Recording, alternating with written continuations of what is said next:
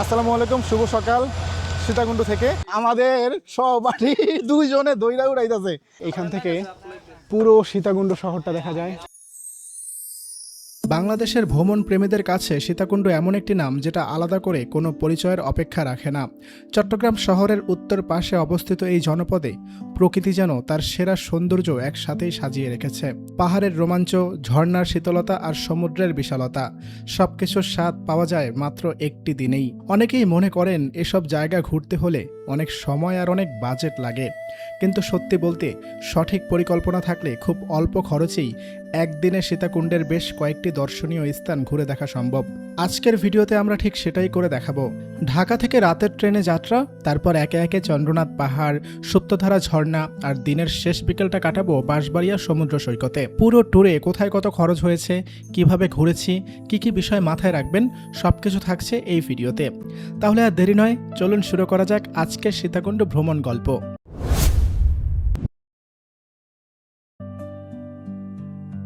আমাদের এবারের যাত্রা শুরু হয় ঢাকার কমলাপুর রেল স্টেশন থেকে। প্রথমে আমরা ১৯ নম্বর কাউন্টার থেকে জনপ্রতি ১৫০ টাকা করে টিকিট কেটে নিই। তবে আপনারা চাইলে ঢাকা থেকে বাসে করেও সীতাকুণ্ড যেতে পারেন। সেক্ষেত্রে জনপ্রতি ৮০০ থেকে ১৪০০ টাকা করে ভাড়া পড়বে।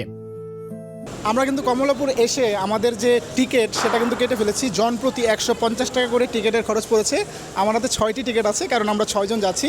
এখন শুধু অপেক্ষা করছি ট্রেন আসার। স্টেশনে থাকা মনিটরে আমরা দেখে নিলাম আমাদের ট্রেনটি কোন প্ল্যাটফর্মে আসবে। এরপর আমরা হাঁটা ধরলাম সেই প্ল্যাটফর্মের দিকে। এবার আপনাদের কিছু ইনফরমেশন দেই। আমরা কিন্তু এবারের যাত্রায় ঢাকা চট্টগ্রাম মেল ট্রেনে যাচ্ছি, আর এই মেল ট্রেনেই সব থেকে কম ভাড়ায় আপনি ঢাকা থেকে চট্টগ্রাম যেতে পারবেন। তবে এই ট্রেনে কিছু অসুবিধাও রয়েছে। যেমন এই ট্রেনে আপনি ভ্রমণ করলে টিকিটের সাথে আপনার কোনো সিট নম্বর লেখা থাকবে না। তাই যখন ট্রেন আসবে আপনাকে আগে উঠে আপনার সিট দখল করতে হবে। যে আগে উঠবে সে সিট পাবে। এভাবেই এই ট্রেনে ভ্রমণ করতে হয়। আমরাও ঠিক সেভাবেই খুব কষ্টে আমাদের সিটগুলো ম্যানেজ করি। যদি শেষ পর্যন্ত সিট ম্যানেজ করতে না পারতাম তাহলে ঢাকা থেকে সীতাকুণ্ড পুরোটা রাস্তা আমাদের দাঁড়িয়েই জার্নি করা লাগতো। কথা বলতে বলতেই আমাদের ট্রেনটি কিন্তু কমলাপুর রেল স্টেশন থেকে যাত্রা শুরু করেছে তার গন্তব্যে। সময় এখন ঠিক ১২টা। ট্রেনের জানালার পাশে বসে বাহিরের সৌন্দর্য উপভোগ করতে করতে আমরাও এগিয়ে চলেছি আমাদের সেই কাঙ্ক্ষিত সীতাকুণ্ডের উদ্দেশ্যে।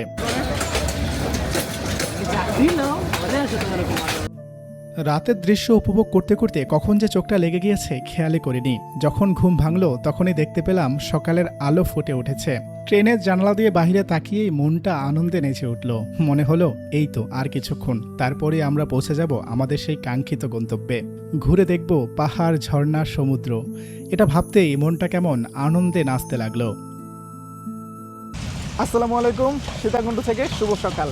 এই যে আমার পিছনে ট্রেনটা আমাদেরকে নামিয়ে দিয়ে চলে যাচ্ছে। আমাদের ট্রেনটা ঠিক ১২টা বাজে কমলাপুর থেকে ছেড়েছিল, আর এখন সকাল ৭:৩০ বাজে আমরা সীতাকুণ্ডে এসে পৌঁছালাম। ট্রেনের অভিজ্ঞতা খুব একটা ভালো ছিল না, কারণ বসার যে চেয়ারগুলো কোনোটাই কমফোর্ট ছিল না। এছাড়াও সারা রাত ছেলেদের গান বাজনা বা বিভিন্ন অ্যাক্টিভিটিসের কারণে কোনো মানুষই ঠিকমতো ঘুমাতে পারেনি। তবে যারা বাজেট ট্যুর দেয় তাদের জন্য এর থেকে বেস্ট কোনো ওয়ে হইতে পারে না, কারণ ঢাকা থেকে চট্টগ্রামের দূরত্ব প্রায় ৩০০ কিলোমিটার বা তারও বেশি। সেখানে এত কম টাকায়, মাত্র ১৫০ টাকায় আসার জন্য ট্রেনটাই হচ্ছে সব থেকে বেস্ট মাধ্যম। তো আমরা এখন সীতাকুণ্ড আছি। এখন আমরা সকালে নাস্তা সেরে নিব। নাস্তা সেরে নিয়ে তারপর আমরা চলে যাব চন্দ্রনাথ পাহাড়ের উদ্দেশ্যে। ট্রেন থেকে নামার পরে আমরা ভোজন বাড়ি রেস্টুরেন্টে যেয়ে ফ্রেশ হয়ে সকালের নাস্তা সেরে নেই জনপ্রতি ৪৫ টাকা করে। আমাদের নাস্তায় ছিল ২টি করে পরোটা এবং ডাল ভাজি।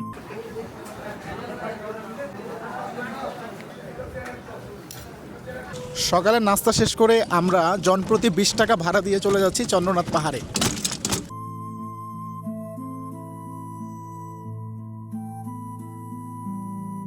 এখন বাজে ৮:১০। আমরা সীতাকুণ্ড এসে নাস্তা শেষ করে আমরা একেবারে চন্দ্রনাথ পাহাড়ের নিচে চলে আসছি। এই যে আমার পিছনে দেখতে পাচ্ছেন চন্দ্রনাথ পাহাড়। গতকালকে রাতে প্রচুর পরিমাণে বৃষ্টি হয়েছে, যার কারণে আমরা এখান থেকেই পাহাড়ের উপরে মেঘ দেখতে পাচ্ছি। জানি না পাহাড়ের পরিস্থিতি কীরকম হবে, আমরা কতটুকু উপরে উঠতে পারবো, তবে আমরা চেষ্টা করব পাহাড়ের একদম চূড়ায় উঠতে। আর আমি এখন আছি চন্দ্রনাথ পাহাড়ের ঠিক পাদদেশে। এইখান থেকে কিন্তু মূলত আমাদের কিছু কাজ করতে হবে। আমি বলি বিষয়টা, সেটা হচ্ছে এই যে এখানে দেখতে পাচ্ছেন লাঠি রয়েছে। আমাদেরকে কিন্তু পাহাড়ে ওঠার সময় লাঠি নিয়ে উঠতে হবে, কারণ পাহাড়ে উঠতে গেলে অনেকটা প্যারায় পড়তে হয়, যার কারণে লাঠি একটা থাকলে অনেক সাপোর্ট পাওয়া যায়। সো এখান থেকে আমরা লাঠি নিয়ে যাব।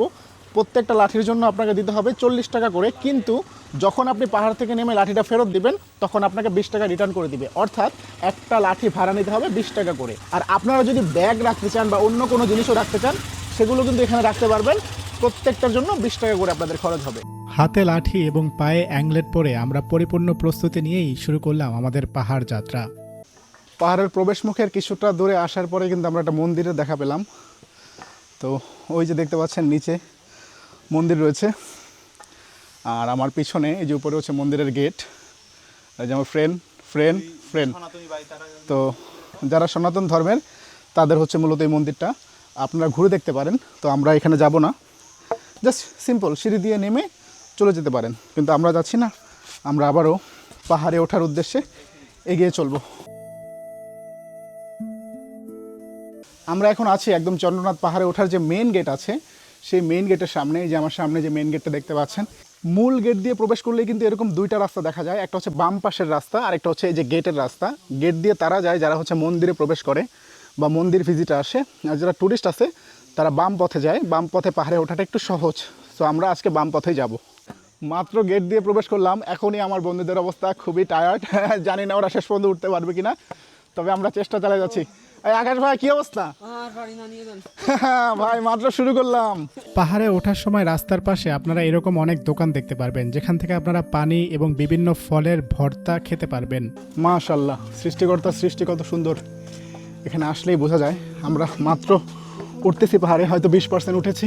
এখান থেকেই পাহাড়ের এই ভিউটা দেখা যাচ্ছে সামনে থেকে, অনেক সুন্দর লাগছে। হয়তো ক্যামেরা এভাবে বোঝা যাচ্ছে না, বাট সামনে থেকে অনেক ভালো লাগছে। আমাদের এটার উপরে উঠতে হবে। আমাদের যে ইটের সিঁড়ি বা ঢালাই রাস্তা ছিল সেগুলো পার করে কিন্তু আমরা চলে আসছি এখন সামনে শুধু মাটির রাস্তা। এগিয়ে যাচ্ছি এই মাটির রাস্তা ধরে। মাটি প্রচুর পিচ্ছিল আজকে, কারণ গত রাতে প্রচুর বৃষ্টি হয়েছে, প্রচুর পিছলা মাটি। পাহাড়ে ওঠাই কষ্টসাধ্য, যেই ঢালো রাস্তা তার উপর গত রাতে বৃষ্টি হওয়ার কারণে প্রচণ্ড রকমের পিছলা। তবুও আস্তে আস্তে হাঁটি হাঁটি পায়ে পায়ে উঠছি। যারা পাহাড়ে উঠবেন অবশ্যই এনার্জি নিয়ে উঠবেন, কারণ পাহাড়ে ওঠাটা আসলে অনেক কষ্টকর, এটাই আসলে মজা। আর বয়স থাকতে ঘুরবেন, বয়স শেষ হয়ে গেলে কিন্তু পাহাড়ে ওঠার শক্তি আর থাকবে না। আস্তে আস্তে কিছু দূর আসার পরেই ছোট একটা ঝর্ণার মতো দেখতে পাইলাম। এটা হয়তো ঝর্ণা না, বাট উপর থেকে পানি নামছে, দেখতে ভালো লাগছে। এই যে আমার পিছনে খুবই সুন্দর। এখানে আসার পরে আমরা কিন্তু দুইটা রাস্তা পেয়ে যাব, একটা হচ্ছে এই যে ডান দিকের রাস্তাটা, আরেকটা হচ্ছে বাম দিকের রাস্তা। তো যারা উপরে ওঠে নামার সময় এই ডান দিকের রাস্তাটা দিয়ে নামে, বাট আমরা যেহেতু এখন উপরে উঠতেছি আমরা এই বাম সাইডের রাস্তা ধরেই আগাবো। তারা কিন্তু একে একে উঠতেছে, আমিও উঠতেছি পাহাড়ে, এত কষ্ট। শেষ পর্যন্ত যদি একদম পাহাড়ের চূড়ায় উঠতে পারি তবেই হয়তো সার্থক হব আমরা।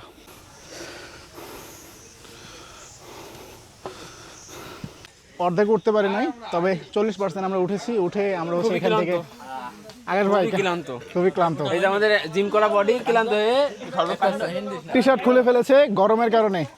এদিকে সাকরান ভাইও টি শার্ট খুলে কিন্তু উপরে ওঠার প্ল্যান করছে। আমরা এখন 4 জন স্ট্রং আছি। আর ক্লান্তি দূর করার জন্য এই যে একটা দোকান থেকে আমরা হচ্ছে শরবত খেয়ে নিচ্ছি, তারপর আবার উঠবো। ওকে, এই যে একটা দোকান থেকে আমরা হচ্ছে লেবুর শরবত বানিয়ে হচ্ছে খেয়ে নিচ্ছি। ভাই এখানে লেবুর শরবতের দাম কত? 15 টাকা গ্লাস। আচ্ছা, 15 টাকা গ্লাস করে আমরা হচ্ছে সবাই খেয়ে নিচ্ছি। আর পানির ব্যাপারে একটু বলি, এখানে পানির দামটা একটু বেশি। এর কারণ হচ্ছে যেহেতু পাহাড়ের উপরে, ওনাদেরকেও পানিগুলো নিচ থেকে কষ্ট করে নিয়ে আসতে হয় উপরে, দ্যাটস ওয়াই দামটা একটু বেশি হওয়ারই কথা, না হলে ওনাদের পরিশ্রমটা বৃথা যাবে। তো আপনারা যারা আসবেন পানি নিয়ে আসবেন নিচ থেকে, আর যদি নিচ থেকে নিয়ে আসতে না পারেন এইসব দোকান থেকে পানি কিনে নিতে পারেন। ভাই দেন আমার এক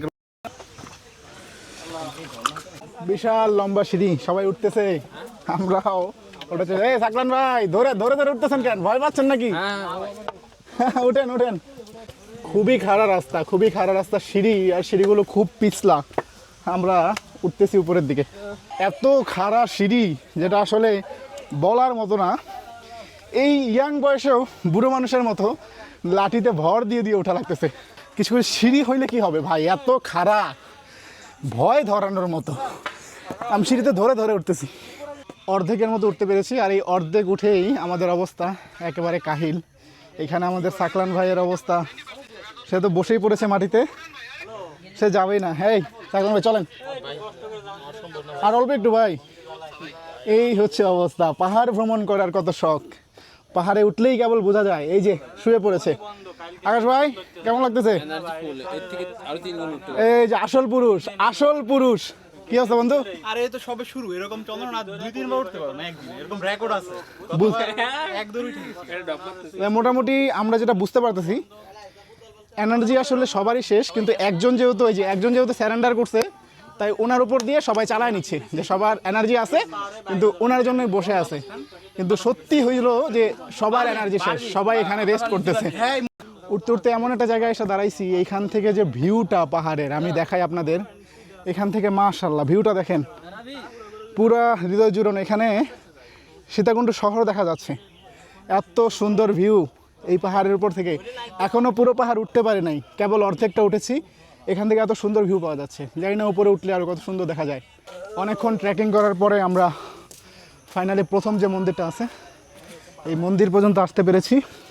ঠিক এই খারাপ পথ ধরে এগিয়ে এসে আমরা এই যে প্রথম যে মন্দিরটা আছে, এই মন্দিরে দেখা পেরেছি। মন্দিরের নাম হচ্ছে শ্রী শ্রী বিরূপাক্ষ মন্দির।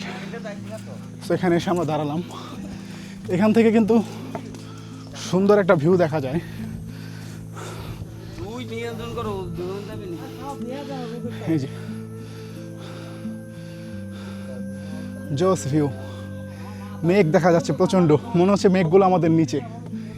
খুব সুন্দর লাগতেছে, ক্যামেরায় জানি না কতটা সুন্দর লাগে, বাট খালি চোখে অসাধারণ লাগছে। আমরা এখন আছি প্রথম মন্দিরে, আরও কিছু দূর উঠতে হবে। এই হচ্ছে আমাদের অবস্থা, এত পরিমাণ টায়ার্ড সবাই। এখন ড্রোন ফ্লাই করে আমরা হচ্ছে এখানে বাতাস খাচ্ছি, আমাদের মাথার উপরে ড্রোন।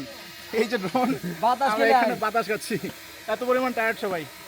প্রথম মন্দিরটা ঘুরে দেখার পরে আমরা এখন একদম পাহাড়ের চূড়ায় যে মন্দিরটি আছে সেটার উদ্দেশ্যে রওনা দিয়েছি।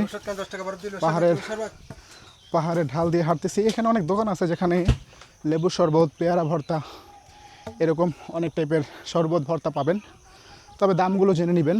এখানে পাহাড়ের উপরে 1 লিটার পানির মূল্য 50 টাকা, যেখানে নিচে 30 টাকা, আর 2 লিটার পানির মূল্য 80 টাকা, যেখানে নিচে 40 টাকা। আমরা প্রায় চলে এসেছি, বাট সামনে এখন একটা বড় পাহাড় আমাদের উঠতে হবে। আমি একটু দেখানোর চেষ্টা করি। এই যে আমার সামনে যে পাহাড়টি দেখতে পাচ্ছেন, এখানেই রয়েছে মূলত মন্দিরটি। এই যে মন্দিরের চূড়াটা হালকা দেখা যাচ্ছে, তো এখানে আমরা উঠবো এখন, এই পথ ধরে উঠবো। ভাই পাহাড়ে ওটা এত সোজা না ভাই, এই যে দেখেন আমাদের সবারই 2 জনে দইরা উড়াইতেছে। রাখলেন ভাই, কি অবস্থা আপনার? এই যে আমাদের সবারই 2 জনে ধইরা রেস্ট করেন ভাই। জন্যই বলি বয়স বাড়ার আগে পাহাড় ভ্রমণ করেন, নাইলে ভাই সম্ভব না। এই যে দেখেন ইয়াং বয়স, তারপরে কি অবস্থা, শুয়ে পড়েছে, অবস্থা খুবই খারাপ। আর যদি বয়স 40-এর উপরে হইতো তাহলে কি হইতো, জাস্ট একবার ভাবেন। এই জন্য বয়স থাকতে, হাঁটুতে জোর থাকতেই ঘুরে বেড়ান পাহাড়। ফাইনালি অনেক কষ্টের পরে কিন্তু একদম চন্দ্রনাথ পাহাড়ের চূড়ায় আসতে পেরেছি। এই যে পিছনে চন্দ্রনাথ মন্দির, একদম চূড়ায় আছি আমরা। প্রচণ্ড কষ্ট হয়েছে, গতকালকে বৃষ্টি হওয়ার কারণে কাদা মাটি ছিল প্রচণ্ড। তো ফাইনালি একদম চন্দ্রনাথ পাহাড়ের চূড়ায় আছি। এই যে পিছনে চন্দ্রনাথ মন্দির দেখতে পাচ্ছেন, আর এই পাশ থেকে দেখুন পুরো সীতাকুণ্ড শহরটা স্পষ্ট দেখা যাচ্ছে, একদম ক্লিয়ার। জানি না ক্যামেরায় কতটুকু বোঝা যাচ্ছে, কিন্তু খালি চোখে অসাধারণ লাগতেছে ভিউটা। পুরো চন্দ্রনাথ শহর, এইখান থেকে পুরো সীতাকুণ্ড শহরটা দেখা যায়। আর দূরে সমুদ্র, এত সুন্দর লাগে দেখতে। দূরের পাহাড়গুলো দেখেন, সবগুলো মেঘে ঢাকা। গতকালকে রাতে প্রচণ্ড বৃষ্টি হয়েছে, যার কারণে আজকে পাহাড়ে উঠতে কিন্তু আমাদের কিছুটা কষ্টই হয়েছে বলা চলে। প্রচণ্ড কাদামাটি ছিল, তারপরে আমরা শেষ পর্যন্ত একদম পাহাড়ের উপরে উঠতে সক্ষম হয়েছি। এই যে আমার পিছনে চন্দ্রনাথ পাহাড়ের যে চূড়ায় মন্দিরটি রয়েছে, সেই মন্দিরটি। সো আছি এখন একদম উপরে, আপনাদেরকে কিছু ভিউ দেখাই।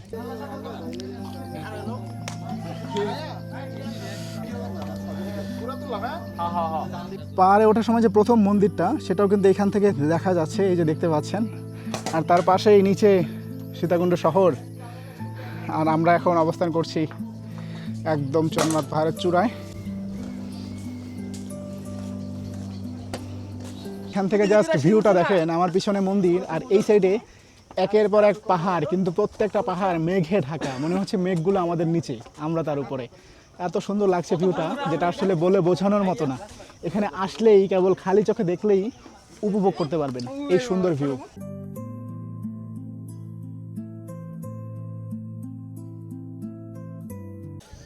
এই সিঁড়ি দিয়ে নিচে নামলাম, নিচে নামার পরে এখানে হচ্ছে এই জায়গাটা আছে, এখানে হচ্ছে বিভিন্ন শরবত, আনারসের ভর্তা, তারপর হচ্ছে লেবু শরবত, এগুলো পাওয়া যায়। আর ভাই লেবু শরবত কত টাকা গ্লাস? 10 টাকা গ্লাস। এ ভাই ধরো সিরিয়ালে একজন একজন করে লো।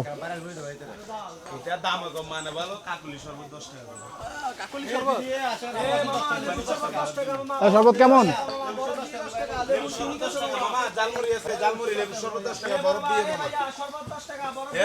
লেবু শরবত খাচ্ছি 10 টাকা করে এখানে, কারণ একটু এনার্জির দরকার আছে।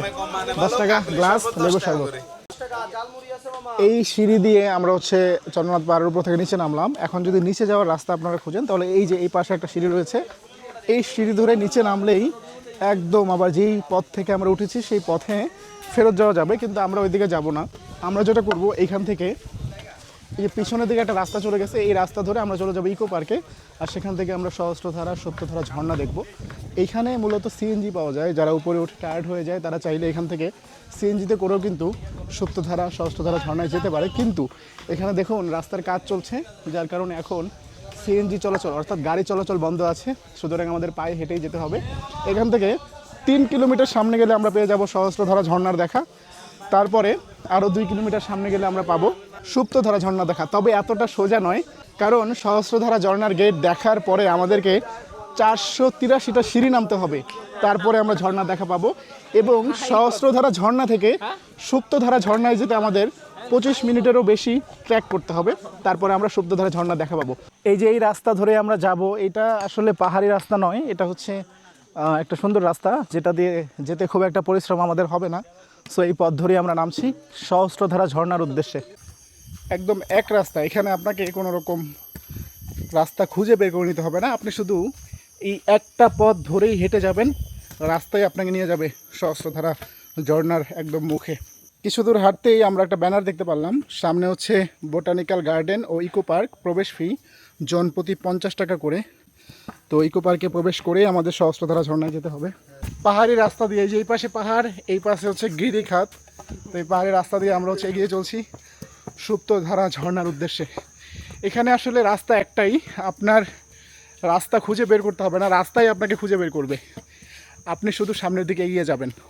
ইকো পার্কের প্রবেশ মুখেই রয়েছে সহস্রধারা ঝর্ণা। তবে চন্দ্রনাথ পাহাড়ে আমাদের সহপাঠী একজন অসুস্থ হয়ে যায়, যার কারণে সেখানে আমাদের অনেকটা সময় নষ্ট হয়। আর এই সময় স্বল্পতার কারণে আমরা সহস্রধারা ঝর্ণা দেখতে পারিনি, তাই আমরা রওনা দিলাম সরাসরি সুপ্তধারা ঝর্ণার উদ্দেশ্যে। সহস্রধারা ঝর্ণার গেট দিয়ে ঢোকার পরেই আমরা হচ্ছে এখানে বাদর দেখতে পাইলাম। এই যে এই যে বাদর, বাদর দেখেন। নামতে নামতে আমরা হচ্ছে একটা ওয়াচ টাওয়ার দেখা পাইছি, একটু দেখাই। এই যে ওয়াচ টাওয়ারটা হচ্ছে এখানে আছে, আমরা হচ্ছে এইটা রাস্তার একদম ডান পাশ দিয়ে চলে যাব। এই যে ডান পাশের রাস্তা ধরে আমরা সামনের দিকে চলে যাচ্ছি। চন্দ্রনাথ পাহাড় থেকে প্রায় 5 কিলোমিটার হেঁটে আমরা শেষ পর্যন্ত এসে পৌঁছালাম সুপ্তধারা ঝর্ণার যে সিঁড়ি আছে এইখানে হচ্ছে 500+ সিঁড়ি আমাদের নিচে নামতে হবে, তারপরে আমরা সুপ্তধারা ঝর্ণা দেখা পাবো। তো চলুন যাওয়া যাক। সুপ্তধারা ঝর্ণার সিঁড়ি দিয়ে আমরা হচ্ছে নিচের দিকে নামতেছি, 500+ সিঁড়ি আমাদের নামতে হবে। এই যে সিঁড়ি দিয়ে আমরা সবাই নিচের দিকে যাচ্ছি, একদম পাহাড়ের মধ্য দিয়ে আমরা অনেকগুলো সিঁড়ি অতিক্রম করেছি। এখন এই যে একদম পাহাড়ের মধ্য দিয়ে যাচ্ছি আমরা ঝর্ণার খোঁজে।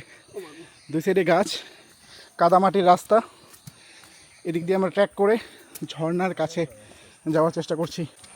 ঝর্ণার শব্দ পাচ্ছি, এটা যে কতটা শান্তির বুঝাইতে পারবো না, সামনে গেলে জানি না অনুভূতি কেমন হবে। অনেক সময় ট্রেকিং করার পরে ঝর্ণার সুমধুর শব্দ শুনতে পাচ্ছি। ফাইনালি ঝিরি পথের দেখা পেলাম, সামনে আগে যাচ্ছি। এই ঝিরি পথ ধরেই আমাদের আর 2 মিনিট সামনে আগালেই ঝর্ণার দেখা আমরা পেয়ে যাব। একদম লেজিট কথা কন, আপনি যে এই যে পাহাড় উঠলেন, এত পরিশ্রম হইলো ঝর্ণার এই যে পানি, ঝর্ণার পানিতে পা দিয়ে কেমন লাগতেছে? দারুণ অনুভূতি। আসলে ঝর্ণার পানি যে ঠান্ডা, দারুণ অনুভূতি না হয়ে আসলে উপায় নাই। আমরা কিন্তু এখনো ঝর্ণার দেখা পাইনি, ঝিরি পথ ধরে আগাচ্ছি। একটা ইনফরমেশন দেই, আপনারা যখন ঝর্ণায় আসবেন ঝিরি পথের দেখা পেলেই ধরে নেবেন যে আপনারা ঝর্ণা পেয়ে গেছেন। কারণ ঝিরি পথের স্রোত যেদিকে, আপনারা সবসময় স্রোতের বিপরীতে যাওয়ার চেষ্টা করবেন। স্রোতের বিপরীত রাস্তা ধরে হাঁটলেই কিন্তু আপনারা একসময় ঝর্ণার দেখা পেয়ে যাবেন। ফাইনালি আমরা সুপ্তধারা ঝর্ণায় আসলাম। এত সুন্দর একটা ভিউ, মাশাআল্লাহ। পাহাড়ের যে ভয়ঙ্কর রূপ, ঝর্ণার যে ভয়ঙ্কর রূপ, সেটা কিন্তু একদম শতভাগ উপভোগ করতেছি। এত সুন্দর ভিউ, 500+ সিঁড়ি আমাদের বেয়ে নিচে নেমে তারপরে আসা লাগলো। এই যে পরিশ্রম, এই যে কষ্ট, সব কষ্টই মনে হচ্ছে লাঘব হয়ে গেছে এই ঝর্ণা দেখার পরে, এই ঝর্ণার ঠান্ডা পানিতে পা ছোঁয়ানোর পরে।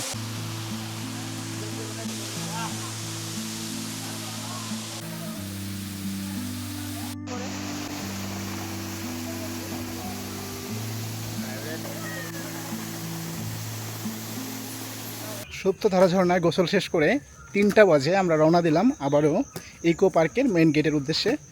ঝর্ণার সিঁড়িগুলো দিয়ে উপরে উঠে জাস্ট 1 কিলোমিটার হাঁটলেই আমরা ইকো পার্কের মেইন গেট পেয়ে যাব। এই পথে আসলাম, তো একদম বের হওয়ার আগ মুহূর্তে এদিকে একটা সিঁড়ি দেখতে পাচ্ছি। আচ্ছা, এটা হচ্ছে ইকো পার্কের মসজিদ, আর হচ্ছে এখানে বাচ্চাদের একটু খেলাধুলার জায়গা রয়েছে। এই যে এখানে দোলনার মতো রয়েছে, বাট এগুলো হচ্ছে বাচ্চাদের, কিন্তু আমার এই যে বড় বড় ফ্রেন্ড দামরা ওরা এগুলোতে বসে এনজয় করতেছে। তো এগুলো হচ্ছে মূলত বাচ্চাদের। আসলে এই যে আরেক দামরা, কিরে এগুলো বাচ্চাদের, তুই কেন? তো দেখলে বোঝা যায় মাথা ডেকে লাভ নাই। ইকো পার্ক থেকে বের হয়ে জনপ্রতি 20 টাকা করে সিএনজিতে আমরা রওনা দিলাম আবারও সেই চন্দ্রনাথ পাহাড়ের নিচে। কারণ আমরা চন্দ্রনাথ পাহাড়ে ওঠার সময় আমাদের ব্যাগগুলোকে সেখানে রেখে এসেছিলাম। ইকো পার্ক থেকে বের হয়ে আমাদের আবারও চন্দ্রনাথের সেই পাদদেশে আসা লাগলো, কারণ আমরা পাহাড়ে ওঠার সময় আমাদের ব্যাগগুলো রেখে গিয়েছিলাম সেই ব্যাগগুলো নেওয়ার জন্য। কিন্তু আপনারা যারা ডে ট্যুরে আসবেন, ব্যাগগুলো আর নিচে রেখে যাবেন না, ব্যাগগুলো উপরে সাথে করে নিয়ে যাবেন। কারণ ডে ট্যুরে আসলে ব্যাগে অনেক বেশি কিছু রাখা লাগে না, তাই ব্যাগও হালকা থাকে। ব্যাগগুলো নিয়ে যাবেন, তাহলে আর কষ্ট করে আসা লাগবে না।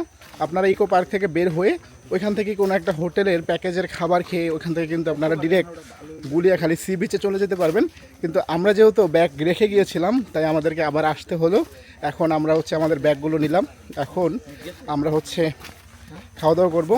চন্দ্রনাথ পাহাড়ের নিচ থেকে আমাদের ব্যাগগুলো নিয়ে আমরা আবারও চলে আসি সীতাকুণ্ড বাজারে, এবং একটি হোটেল থেকে আমরা জনপ্রতি 140 টাকা করে ভাত খেয়ে নেই। আমাদের মেনুতে ছিল ভাত, মুরগির মাংস, 3 রকমের ভর্তা এবং ডাউল।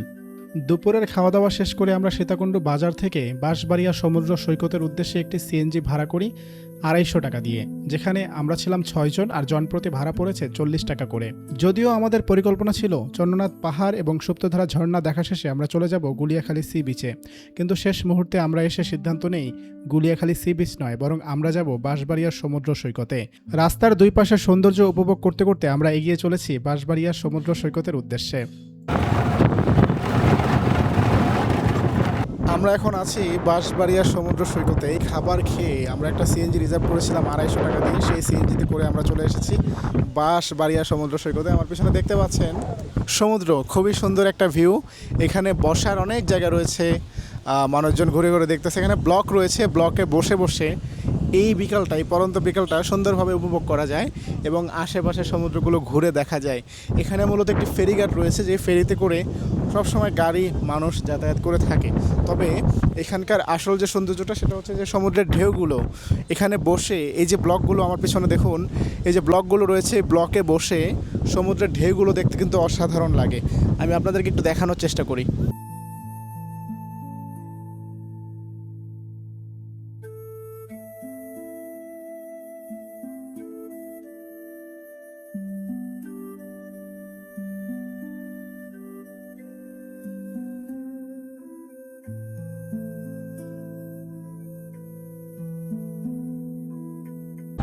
তো এই ছিল আমার সীতাকুণ্ড ভ্রমণের একদম বিস্তারিত। আমি আপনাদের দেখানোর চেষ্টা করেছি চন্দ্রনাথ পাহাড়, সুপ্তধারা ঝর্ণা এবং বাঁশবাড়িয়া সমুদ্র সৈকত কীভাবে ঘুরে দেখবেন, কোথায় কত টাকা লাগবে, একদম A to Z আপনাদের দেখানোর চেষ্টা করেছি। যদি ভিডিওটা ভালো লাগে অবশ্যই কমেন্ট করে একটা মতামত দিয়ে যাবেন। আপনাদের এই কমেন্টগুলো আমাকে পরবর্তী ভিডিও বানাতে অনেক উৎসাহিত করে। আজকের মতো বিদায় নিচ্ছি, তবে যাচ্ছি না, আবারও ফিরে আসবো এরকম কোনো ভ্রমণ ভিডিও নিয়ে। তাই পরবর্তীতে কোন জায়গার ভিডিও দেখতে চান সেটা অবশ্যই কমেন্ট করে জানাতে ভুলবেন না। আল্লাহ হাফেজ।